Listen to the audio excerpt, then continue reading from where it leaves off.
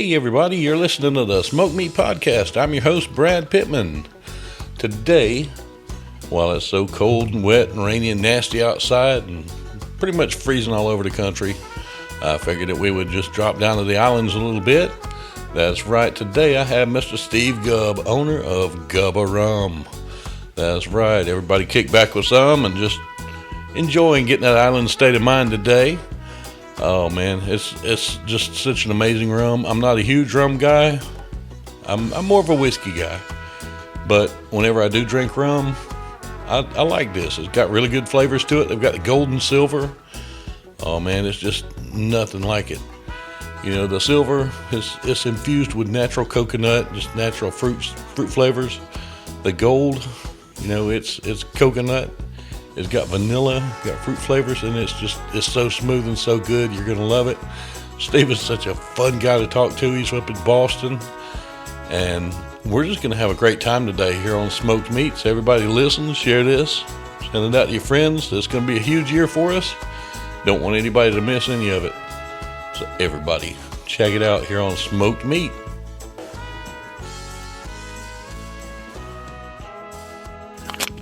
So, how are you today, Steve? We are rocking and rolling, and it's cold up in Boston, and we're waiting for some snow, and the roads are going to be slippery. And what else is new? Oh man, yeah. And it was funny, you know. We talked some last night. You said y'all were expecting, what was it, 5 inches of snow? Yeah, something like that. Dude, that would shut us down. I mean, hard. Yeah, I know. I know. The South has a problem with snow. I get it. Oh man, and I've lived here my whole life, and it's just you know, we can get a dusting of it, and people go haywire. When I know it's going to snow, I want to buy stock in Wonder Bread and Pet Milk. For some, I'm a prepper, and I've never put together the correlation between milk and bread and snow. Yeah, I completely understand, because it's the same thing here. Even though it's Boston and we get snow and we're prepared for it, it's really not a big deal. I mean, I look at Texas and I can't, like, what the hell's going on? You had 2 inches of snow and it was 25 degrees and the entire state loses power. I don't understand that at all. I mean, we don't have anything like that. Yeah. But everybody runs to the market. Oh, it's going to be snowing tonight, and you go, get your bread and your milk. And well, okay, what do I do with the bread and the milk? What I get it? Cook the bread and the milk? What do I do? They're making milk sandwiches. I don't know. Like a milk sandwich. I guess you make a lot of French toast. I'm not sure. Oh man, dude, that sounds pretty good. I may have to make some of that this morning. I haven't done breakfast yet. Oh yeah, definitely. But yeah, I've been checking out the website for the rum, and man, okay, it's pretty freaking awesome. I'm digging it. I am excited to be getting my rum. Well, tomorrow is your day. Oh, and I am looking forward to it. I'm definitely looking forward to it. My buddy's looking forward to it also.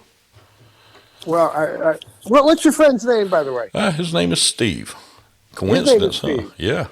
All right. Well, please tell him I say hello, and I can't wait to hear his reaction to trying the rum. I'm very much looking forward to it. I will definitely do it. Yeah, he is a rum aficionado. That is his drink of choice. And you tell him that when I do rum, I do a lot of festivals and tastings and all this other stuff. Mm-hmm. And when I do them in Miami, I always get people from the Caribbean and South America, and like everybody else in the world, everybody's very proud of their own country and the rum that is made in their own country.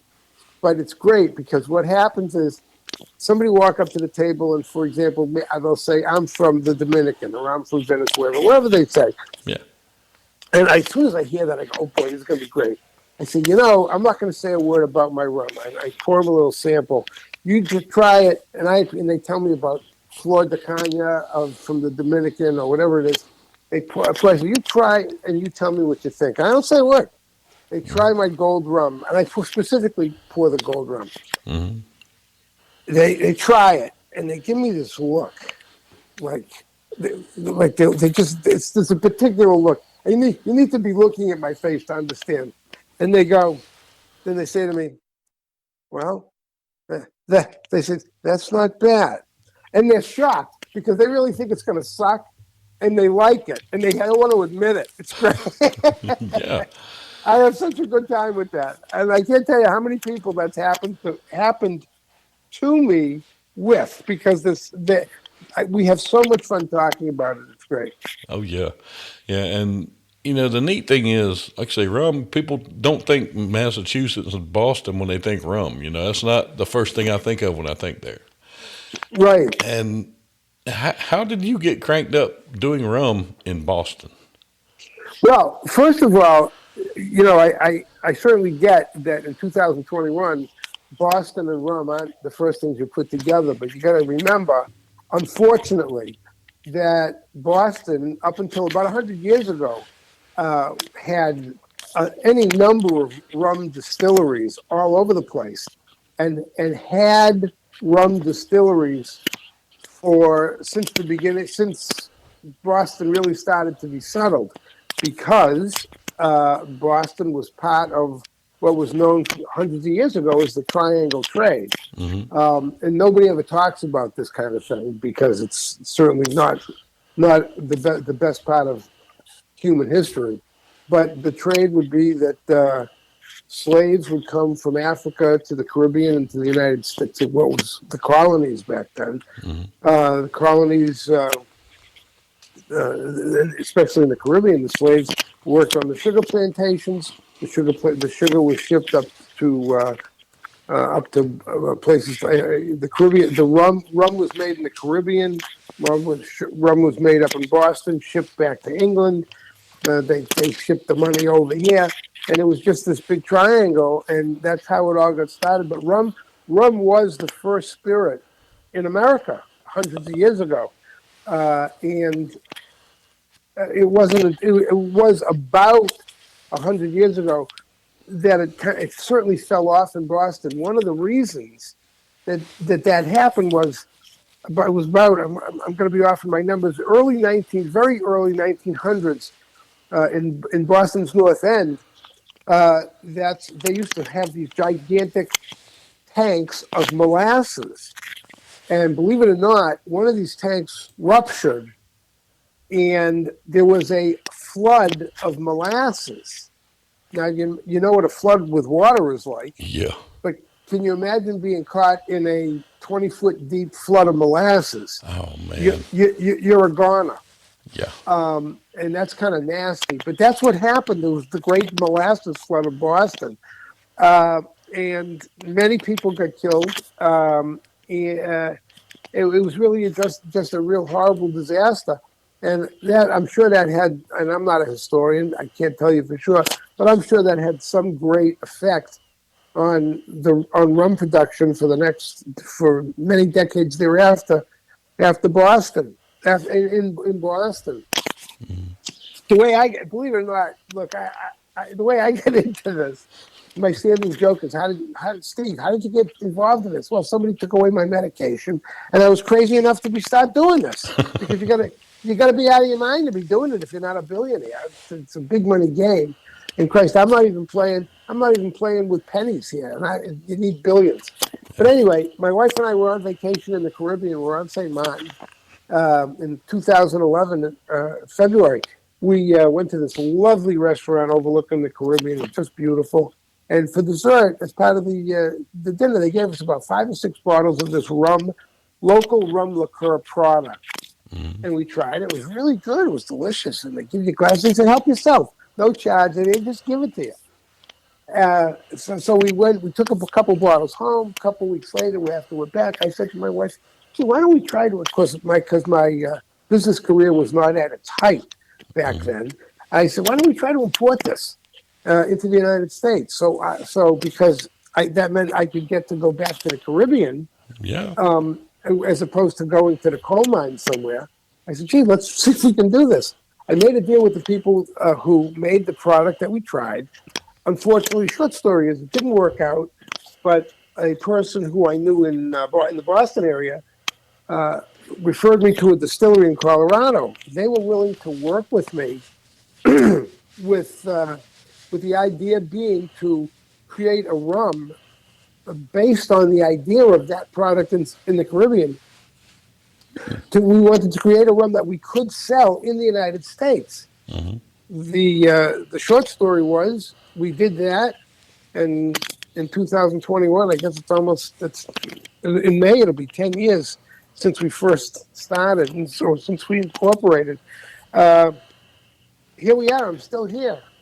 So I'm a one-man show, and I don't know how many one individuals can say they created a rum brand that's distributed in at least in 3 states, and is still here.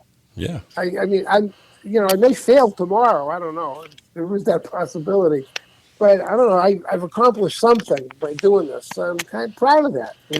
Yeah, it feels really good to, make your own brand of anything and to watch it grow and watch it succeed. When I started this show, my first show was me and a friend of mine were in my garage. I actually got my start from a bar, Joe's Underground in Augusta here. Really? Yeah, I did comedy there, and I was talking to the owner one night and said, I'm thinking of doing a podcast. He said, what do you need? Just never hesitated. And I said, well, I need this equipment. And he said, make me a list and tell me where to order it. Next thing you know, I've got equipment at the house. Wow. And, he had that faith in me. And we sat in my garage, me and my friend, and talked for 2 hours just like we're doing. It was gibberish, but it was fun. And I started if I could have somebody over, cool. If not, I would just talk about different things. I mean, I would talk about Halloween, you name it, I'd talk about it. And I was on Facebook one day, and a PR agent, was on one of the groups I was in, and he sent me a message, said, can I give you a call? I'm like, sure. And we talked, and he started sending me guests, and that was really cool. I started getting to interview people who, from way, way back when. And, I got to interview Jack O'Halloran, the guy who played Non in Superman. Oh, and, gosh. Wow. Larry Hankins, some really cool people. Yeah. And through that, I met, Eileen and Jimmy, and they have sent me just some of the greatest people. This thing grows and grows and grows. I've charted in 9 countries, and I just have fun with it. I get to do something that not everybody gets to do. That's a good thing. When you do, I agree with you. Years ago, I was working, believe it or not, here I am in the liquor business. I was working as a CPA for about 3-4 years. And then I got into real estate, and it went pretty well. I did some good things. I did some lots, some things went well, some things didn't go well.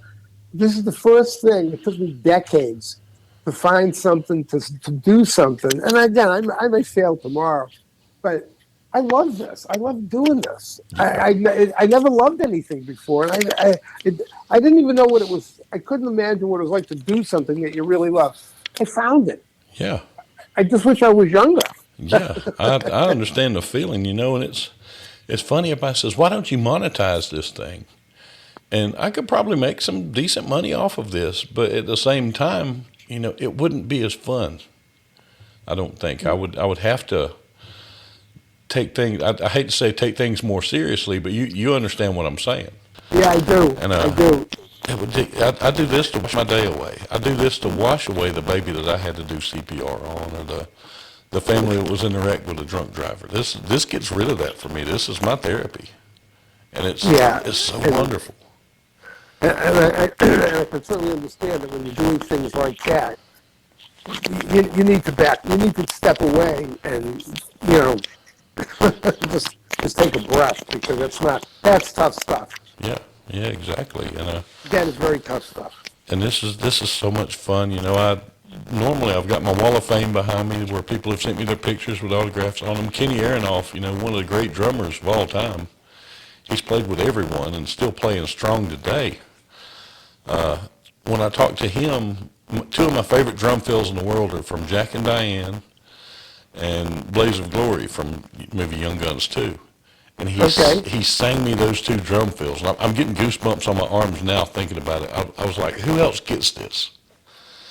And he sent me a drum head autographed and a set of drumsticks, and they were on my wall behind me. And that was so amazing. I'm so blessed to do this. And I feel Yeah, weird not having all of it behind me now, but we're in the process of buying a house, so I've started dismantling my studio some to get ready for the move. Oh man, it's strange not having them all around me. yeah, I'm actually very fortunate because through Sherry's graciousness, she had me send talk about a life story here. We sent we sent samples to Kenny several weeks ago. Yeah. Of course, we for some reason we got the address messed up, and it took 3 weeks until a couple of days ago, and UPS near me handed my samples back to me because they couldn't deliver them.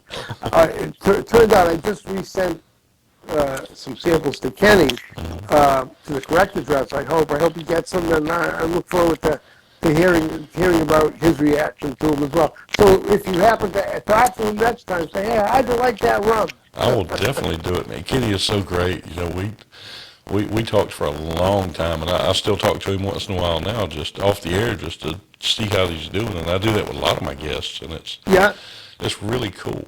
You know, I started playing guitar again, and yeah. I've never learned to play. I always just get it and just pick and just sound horrible. And I bought this one. I told my wife, I said, I'm actually going to learn how now. I said, I have access to what people call guitar gods. You know, I know Kenny Olson. I know Scott Page. I know George Pahone from the Black Eyed Peas. I mean, I should be able to learn to play this thing now. And, you know, it's really cool to be able to get advice from these guys. And it's like, holy crap. And, That is cool. That is very cool. You have quality instruction. yeah, you know, definitely. I'm not. I'm certainly not on a first name basis with any musicians or anything like that. But after you sent the samples, I played the video on YouTube of the Kennedy Center night when they honored Paul McCartney. Yeah. And Kenny was playing the drums that night. And they did the medley from Abbey Road, and he's playing it. Boy, he was good. He was hot. Wow. Yeah. What a show. What a show. Yeah. Well, I've always wanted to learn to play the drums, but I am the reason why there's the stereotype that white people don't have rhythm.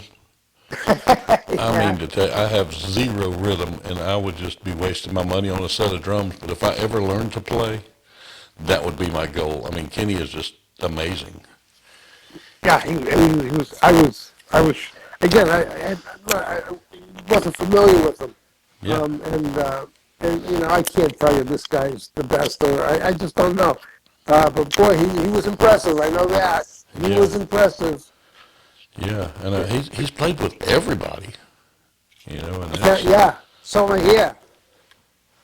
Yeah, and I mean, and like I say, just such a nice guy, and you know, I got to, you know, I've talked to Leland Sklar a lot of times. He's a bass player with everyone. He's actually was supposed to be on tour with Phil Collins last year. He's played with him for years. Yeah. And it's funny, you know, I interview a lot of people. You know their work, but you may not necessarily know their names. And when they told me, so, okay, we got you Leland Sklar, I'm thinking, who is Leland Sklar? And then I looked him up, and I'm like, oh man, I have listened to this guy for 50 years almost. And it's just such a treat, you know. And he's such an awesome guy. He wrote a coffee table book, and it is all pictures of famous people shooting him a bird. Wow. Yeah, and he's probably got 4,000 pictures in there, and he says he has enough to do another book. I actually sent him a flag that I had that I kept in my cook shack and I kept in my studio.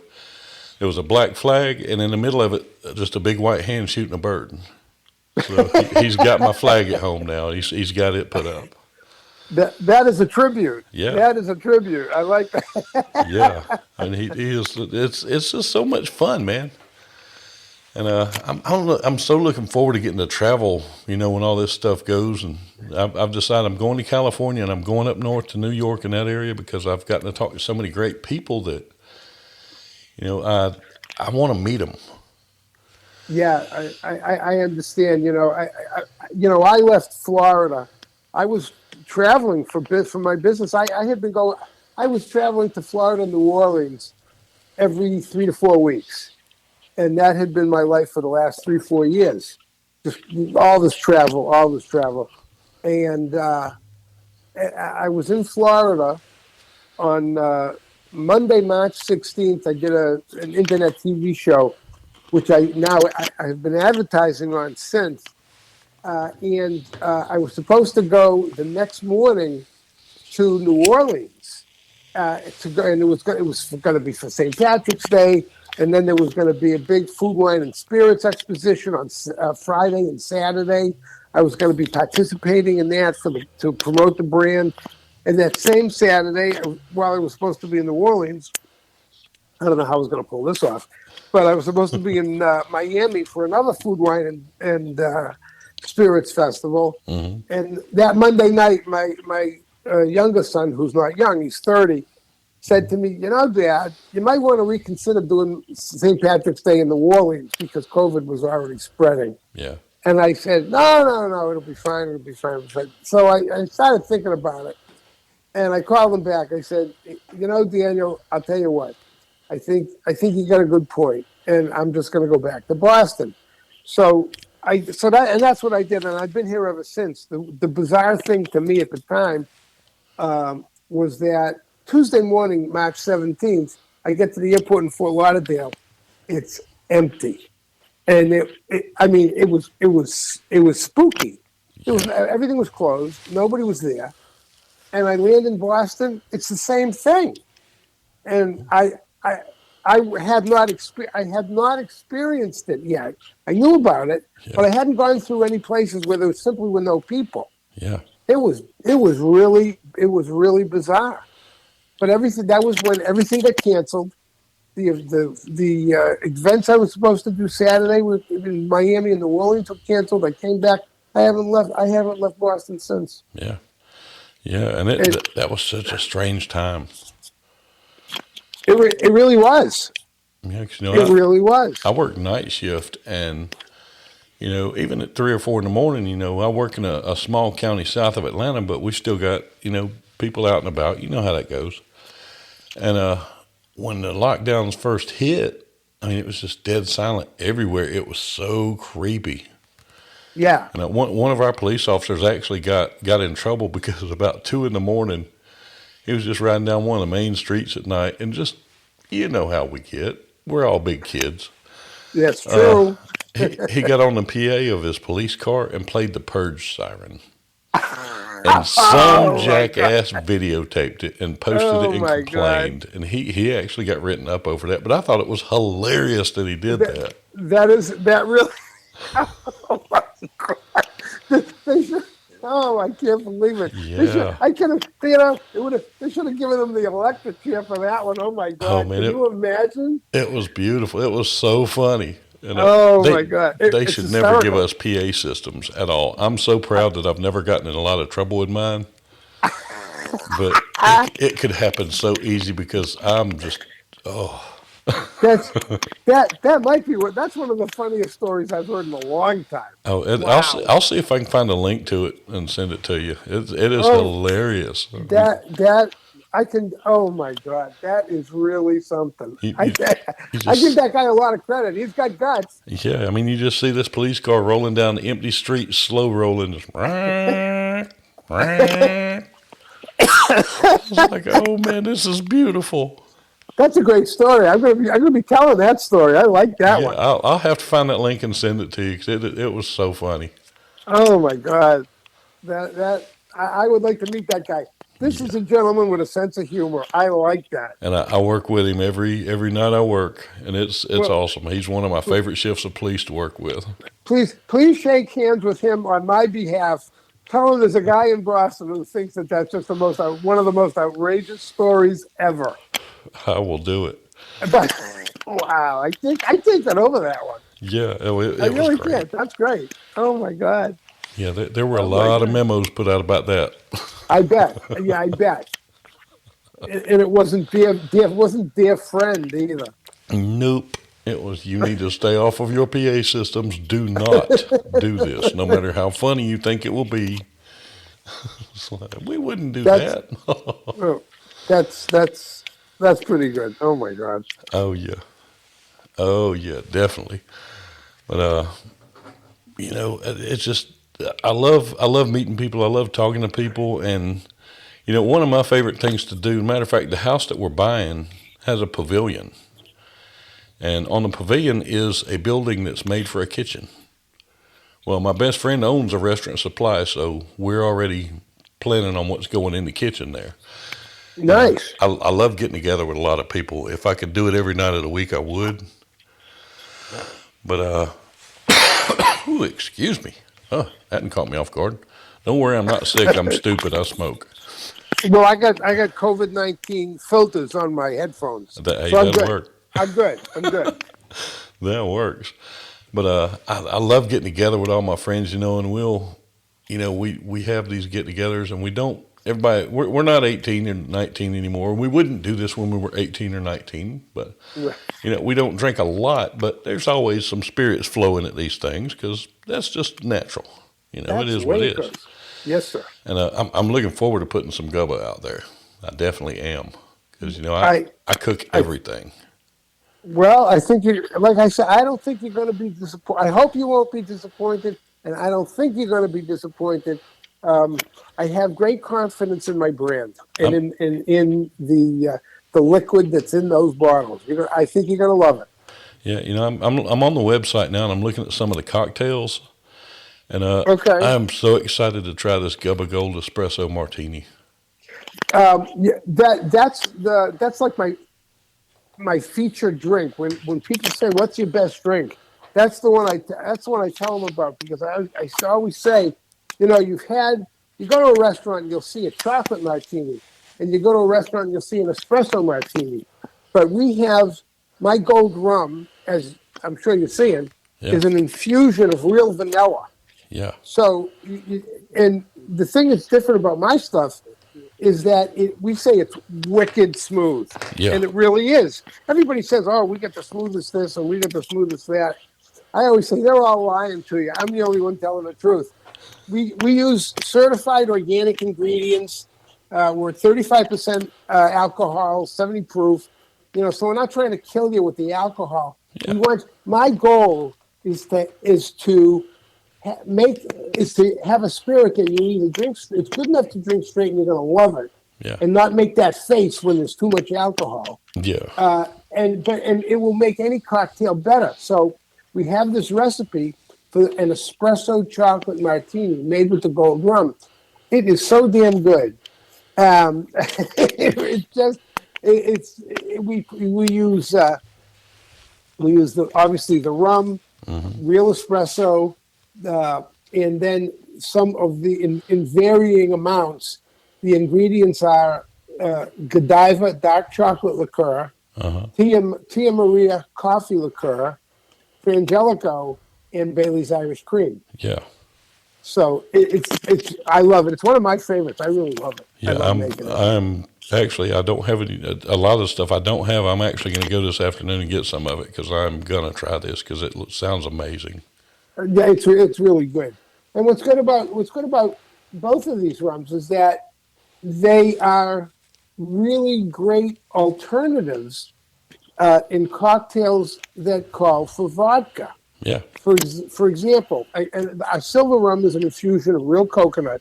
Same thing, organic ingredients, 35% alcohol. We hooked up with a great lady from California who has a smoked Bloody Mary mix, and that Tales of the Cocktail a few years ago in New Orleans, we were making Bloody Marys with my silver rum and her smoked Bloody Mary mix. They were delicious. oh man, I bet that is good. It was really, really good, especially if you hang a shrimp right on the edge of the glass. That's always my favorite thing. Oh, And the others, there were just a bunch of other cocktails that instead of using vodka, you use one or the other, or even sometimes both of my rums. For example, a painkiller. Everybody loves a painkiller. yeah, You can use both the gold and the silver in that. There's a place on Cape Cod, Massachusetts. They've been using my silver rum for several years in their painkillers. We've got several bars in New Orleans using it in different cocktails. Again, traditionally, Bacardi and Coke Bacardi was the rum used in a rum and Coke. But I say to people, hey, try if you're old enough to remember sitting at a drugstore counter and getting a vanilla Coke. Well, that's what mine is, but with alcohol, and it's wicked. It's so good. A Moscow Mule, for example. Well, a lot of people, especially in the South, I find that people don't know that a Moscow Mule is just a modern takeoff of a cocktail from Bermuda called the Dark and Stormy. Huh, I did not know that. Dark and Stormy. It's popular up here in the Northeast. I don't know why it's not a big deal down in the South. It should be. It's delicious. Rum and ginger beer and a wedge of lime. The rum was just a straight dark rum from Bermuda. And I always suggest to people, well, try a Gubba Gold rum, the vanilla infusion. Try that with ginger beer and a wedge of lime when you make your cocktail. Delicious. And that's the only difference. Again, all you're doing is switching out. If you have a Moscow Mule, take out the vodka, use rum. It's a Dark and Stormy, it's just a different name. And they're delicious. The silver rum is great in mojitos, daiquiris, pina coladas, all sorts of good stuff. Yeah. I frequently, I should say, there is no we, there's me. I always suggest to people, hey, try this instead of that. Try this. I always suggest to them. I was in a bar yesterday. The gentleman on his cocktail menu, I left the menu in my car, and he was showing things to me, and I said, and he's been dealing with COVID up here. The occupancy is limited to 25%, and how can you make money if you get 25% alcohol? Yeah. He had one cocktail with that was very similar to a pina colada, and he just said coconut rum. Excuse me. I said to him, hey, why don't you use my stuff? It's been sitting on the shelf. Put it in this one. He had 2 cocktails. I said, try my rum in these cocktails. You're going to sell more. And he said, geez, that's a hell of an idea. Never thought of it. He never thought of it. So we have my spirits have great flexibility. They're great alternatives. And you know what? If you like to just sip them straight, you're going to love them. Yeah. Yeah. And I'm pumped. I'm ready to get this box in the mail. I'm ready. But yeah. Mine is like a package with illegal material inside it. It just comes in a plain brown wrapper. Nice. So you'll know. I'm getting a speakeasy through the mail. That's right. Yeah, one thing I really do like is, the gold with the vanilla in it is actual vanilla, because you know where extract actually comes from. Honestly, I don't. Yeah. Extract is made with, I actually looked it up, so I don't do this incorrectly. It has castoreum in it. Castoreum Really? is basically from a beaver's anal glands. That is where vanilla extract comes from. Aha. Yeah. So the fact that you've actually got that in yours, real vanilla, is a wonderful thing. Because I'm not drinking beaver butt. Yeah, we don't consult with the animal world to get our vanilla. No, and I have the invoices to prove it. So could you imagine the poor bastard whose job it is to milk these things of this stuff? I cannot, and I'm kind of cringing just thinking about it. No, I did not know that. I'll never use it again. Yeah. Oh my God. Yeah. Oh my God. Yeah, it's kind of rough. Well, that's like saying to me, I've never understood the whole thing about almond milk. Mm-hmm. Okay, well, what do you mean almond milk? There's no milk in an almond. What are you talking about? Yeah. And I've never understood that. And I guess they just they crush up almonds and they mix it with water and they process it. Well, why is that wonderful? Is that exactly a natural product? I don't really get that myself. Yeah. Have you seen The Ranch on Netflix?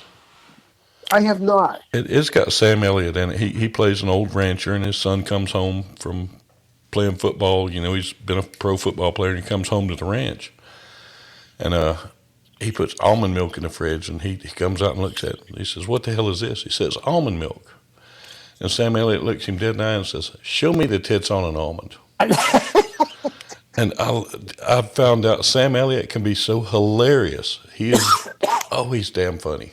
I love him. Yeah, But well, that's the whole thing. I just there's almond, and oat milk and all this other milk. I go, yeah, no, I just no, I just don't get it. I'm sorry, I don't get it. And frankly, I don't want to get it. I don't care. yeah. I leave me alone. I don't want to know. Now, the first time I tried almond milk, it's actually pretty good. I'll give it that. 'Cause, Okay, I do really spicy food a lot of times. I'm a pepperhead. I've eaten the Carolina Reaper. okay. And when COVID started, I made an Amazon list and published it. I said, anybody buys me anything off this list and sends it here, I'll do a video of me. I had some characters that I would do on video also. They're on my YouTube channel. I'll tell you that one. It's Brad's Comedy on YouTube.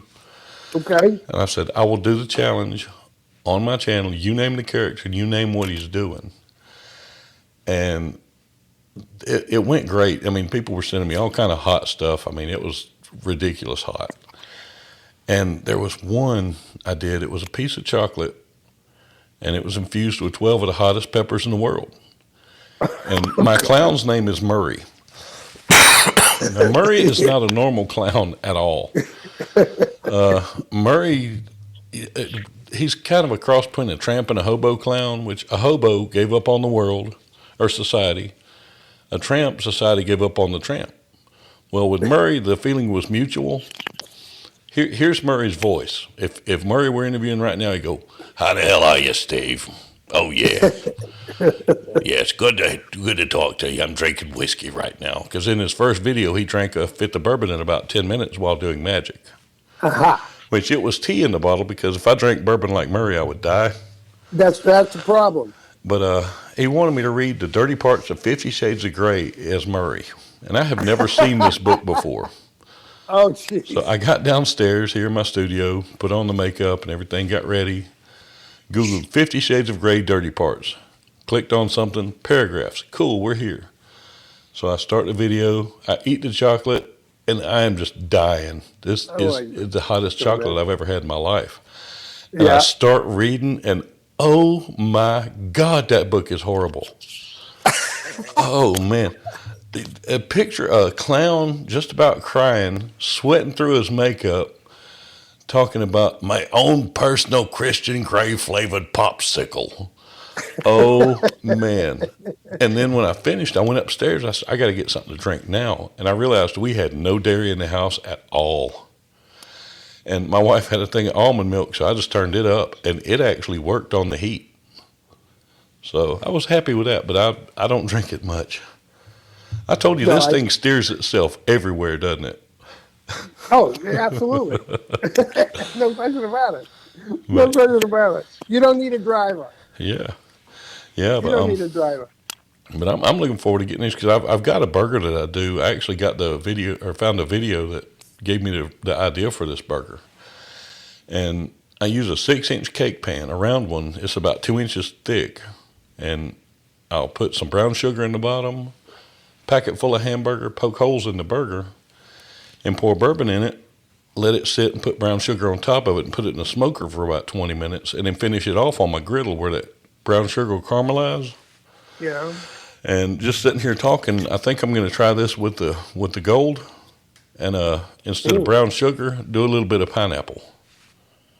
Hey, now that's an idea. So I think I'm going to try this out, because I'll cook with alcohol too, and it's nothing like it. I'm going to give that a shot. You know that you just gave me an idea. That's a hell of an idea. My wife's family used to visit Montreal frequently, and there was a rib sauce, a garlic rib sauce called VH, and they would marinate hamburgers in that, and then put them on the grill and London Royals and briskets. It was fabulous. I happened to be in Montreal about a year and a half ago for a wedding, and we bought, I don't know, a dozen jars of it, brought it back. And I swear by it. And what I do now is I marinate. I took the step and I bought a cast iron skillet about 6 months ago. Oh, you'll And love now it. well, I'm already loving it. I cook chicken in there, I cook tuna in there, hamburgers, all sorts of stuff, and I just love it. That's a great idea. I'm gonna try to marinate the hamburgers in the gold rum and give it that. And then, put a little olive oil in the pan, salt and pepper, onions, garlic, and see how it comes out. That's a hell of an idea. Thank you so much. Yep. Yep. And I'm I'm gonna I'm give that a constantly try. thinking of things like that.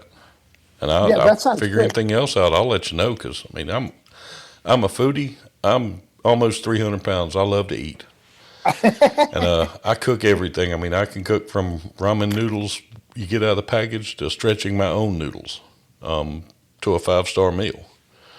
Nice. And I just hate doing the ordinary. I like to make things better because I mean I grew up. My mom was a great cook. But we knew if she was having meatloaf, we knew exactly how it was going to be. If she was having chicken, here's exactly what it's going to be. And Sa- my, Same my way every time. yeah, and my wife and kids never know what I'm going to cook. Well, it's Brad's surprise. Yeah, yeah, exactly. You know, I did chicken the other night, and I took regular chicken breast, and instead of just putting them on the grill, I heated my grill really good. I've got a smoker box on the side of it. I put a couple of pieces of oak in there to give it some smoke. Took ranch powder and coated the chicken in it, and then wrapped it in bacon and put it on there. And that's the first time I'd done that, and it was so good. Nice. But yeah, I mean, I'm constantly just trying different things. You, you know what I have to do for you is there's a guy up in Nova Scotia who's a very nice guy. He uh, he used the gold rum and made crab dip. Ooh, And I got the video of that. I'll have to send you that video. yeah. I will have to send you that video. And what did he just do? He just did something else. And I can't remember what he did. I have that video too, and I'll send both of those videos to you. I think did he do it with both the gold both? I think he did both of the recipes. I think it was Gubba Gold. But I'm going to send them to you. I know you'll like the crab dip. Oh yeah, that sounds pretty good. Yeah, you're going to like that. You're going to like that.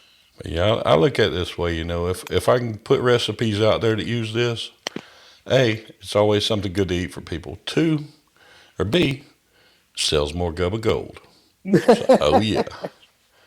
We got people who swear by just pouring the vanilla, and I'm one of them. Pour the vanilla rum over ice cream. I like to make rum. I like to make rum cakes, and you just pour the gold rum into a chocolate rum cake. That'll kill you. That's just so good. Oh And, man. really, and honestly, I mean, you're gonna sit there, forgetting smoking weed. I mean, you're gonna eat the whole rum cake. It's ridiculous. I did this show north of Boston in a building that overhangs the ocean. Scares the the life out of me because it just sort of hangs out there. Anyway, it was next to three women who had a bake shop, and they had these chocolate cookies, and we would just pour some of the gold rum right into a cookie. Oh, God, that was good. Oh man. No, That sounds amazing. I've got a cake that I do. I'm not a big baker, but I do a little bit. And we've got a pan that you can it puts a tunnel in the cake for you. Oh, And yeah. I do a cake called a Good and Evil, which the bottom layer is devil's food and the top layer is angel's food. And in the devil's food, I put a tunnel of vanilla pudding. The top layer, I put a layer of chocolate pudding. Then I'll put chocolate icing, white fondant, and I'll spin the cake and just have a spiral of black food coloring on it. And I bet that would be good with a little bit of rum in the middle of it. Rum probably wouldn't hurt. Yeah. Rum is good. Rum is good for what ails you anyway. Yeah. Yeah. You see, I remember when I was a kid, when we would get sick, if it was bad enough, we'd go to the doctor and all that, of course, but just normal kid sickness, my dad would reach under the kitchen sink, pull out a bottle of Jim Beam, and we would get a spoonful of whiskey. Yeah. That'll take care of you. It worked most of the time. I bet it did. I bet it did. Well, there's a little picture I have in my picture file, my photo file, and there's forget the name of the character from Pirates of the Caribbean, the Johnny Depp character, the captain. Yeah. He's standing there and he says, rum will solve all problems. If it doesn't solve your problem, try more rum. And if you don't have more rum, that's a whole new problem. That's that's the only problem it won't solve. Yep. Oh, man. Well, it don't seem like we've been going for 45 minutes, does it? Actually, no, it doesn't. Yeah. See, that's the lure of the show. Yeah, no, you know what? I feel like we should be sitting around the fire and drinking rum on ice. It'd be perfect. Yeah, exactly. That'd be perfect. Well, you know, if you get to Atlanta, right now I'm 20 miles south of the airport. In about a month, I'll be about 40 miles south of the airport, but I'll be in the country. Well, that is good because when we go, I've been talking to Sherry, and you know we're planning. Someday her prime minister will permit the free travel of people across the border again, as opposed to what's going on up there now. And she's a prisoner right now in Vancouver. But she's going to come to New Orleans and Florida, and we're going to go around to all the Gubba liquor stores and bars, and you know she's going to do an appearance. And we've already talked about coming up to Georgia. Yeah. Y'all come to Atlanta, I will cook for you. I know she wants to do some of the hot food challenges with me. The spicy, she told me about you, you know, she warned me that you're a spicy food guy. Oh, I am. I love it. And it's funny, I'm almost 50, I'll be 50 this year, and I can't do it as much as I used to, but I still love doing it. Yeah. Yeah, you know, I used to be, I would eat it every day. Now, maybe once a week. That's pretty good. That's pretty good. I find, unfortunately, I have to confess that I find that I can't do spicy foods like I used to. Among other things that you can't do like you used to. Unless you have Gubba rum. Well, Gubba rum, you can always do Gubba rum. That's always a good thing. And then it'll make you at least think you can do things like you used to. Yeah, that's right, because you'll think you're Superman, you can do all sorts of things. Yeah. Jump over tall buildings in a single jump. So, we can... Gubba rum will do that. But the only thing we tell people about is be careful when you drink Gubba rum because it's so smooth. You're going to drink more. You're going to drink a little bit more than you think you're going to drink. And even though it's not 90 proof, it's going to sneak up on you. Yeah. So you got to pay attention. Yeah. I've got a vodka that does that. It's a Hammer and Sickle, and it has, it's like that. It has absolutely no backbite to it. Really? And, man, it'll jump on you like you're not even expecting. That's you got to be careful. You know, some of these things, if you have to sip because it's really high alcohol, well, that makes it easier. But when they're lower alcohol, you got to be careful because you're gonna drink more than you think. Yeah, you know that tickles me. All these people with the different flavored moonshines. I get it. You know, it's a niche and it sells. But till you've had moonshine sold to you by a sketchy guy that you know, but you're not quite sure of still, and it makes your eyes, one eye close and one eye spin for 30 minutes. That's when you've had moonshine. That's moonshine. Yeah. Yeah. No, I get that. I get that. Yeah. You must be familiar with a company called Midnight Moon. It sounds familiar. Okay, they sell the moonshine in jars. Yeah. And they do the flavored stuff that you just described. Yeah. And believe it or not, I'm not really a big drinker, very much of a drinker at all. I tried they have I want to say they had a blueberry moonshine. And I thought it was great.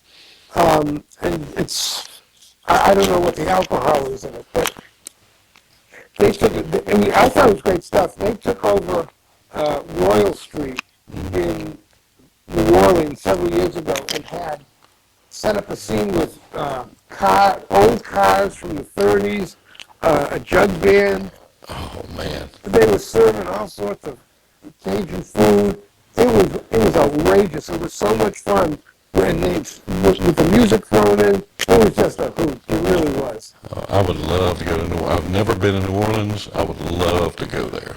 You're in Atlanta. It's around the corner. Yeah, but I don't travel a lot. That's the bad part. Well, you gotta travel. You gotta go to New Orleans. I wouldn't go this weekend necessarily, but Yeah. I'll tell you, New Orleans is a great town. It's a lot of fun. With great music, great drinks. It's just fun.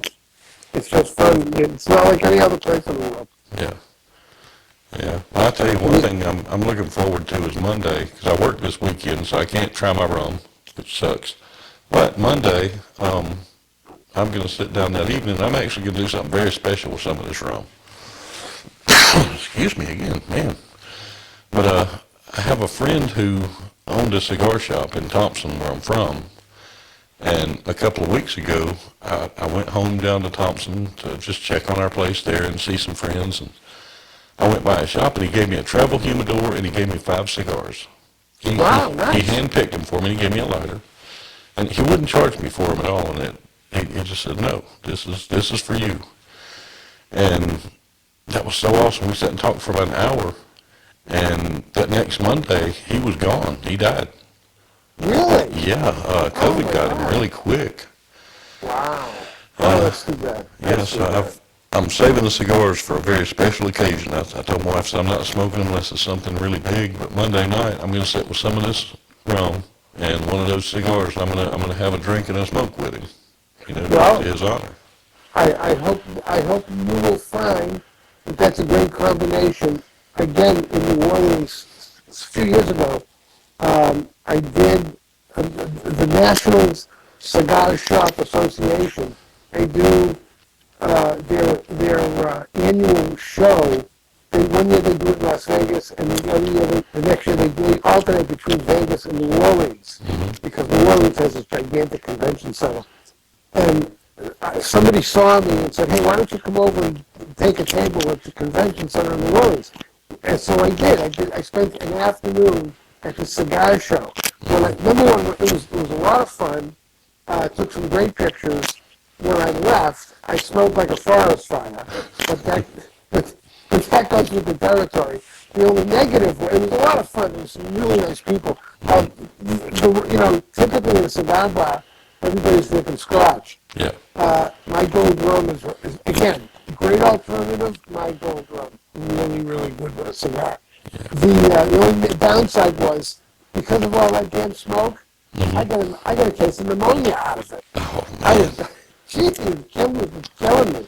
That was awful, but that was a fun experience, real fun experience. Yeah, I don't smoke them often, but I love a good cigar, and I'm like you, I don't drink a lot, but when I do, I'm picky about what I drink because I don't drink a lot.